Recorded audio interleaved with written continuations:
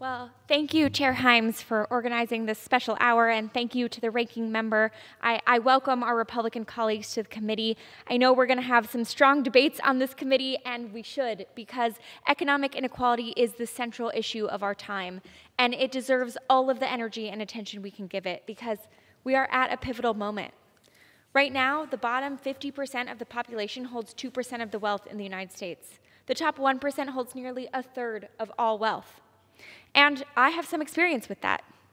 The most consequential day of my life, the day that would determine whether or not I grew up with opportunity and privilege, was the day that I was born. And that's true for so many kids in America. But unlike the majority of kids who were born in 1989, I was lucky. While some were born into generational poverty, I was born into a family of wealth.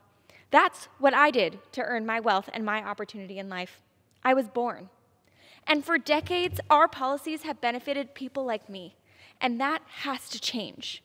Because in addition to being immoral, economic inequality represents a long-term threat to our international competitiveness, our national security, and the health of our democracy.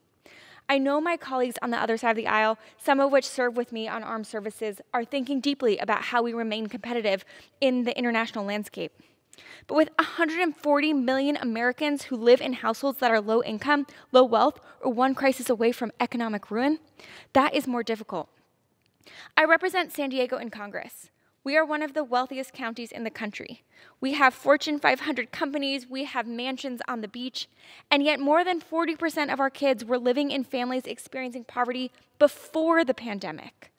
We have got to do better.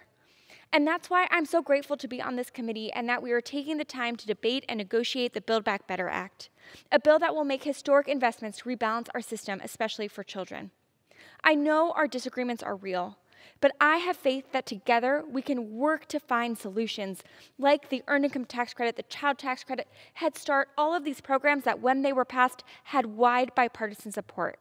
So thank you again, Chair Himes. Thank you to our Republican colleagues, and I yield back. I thank the gentlewoman from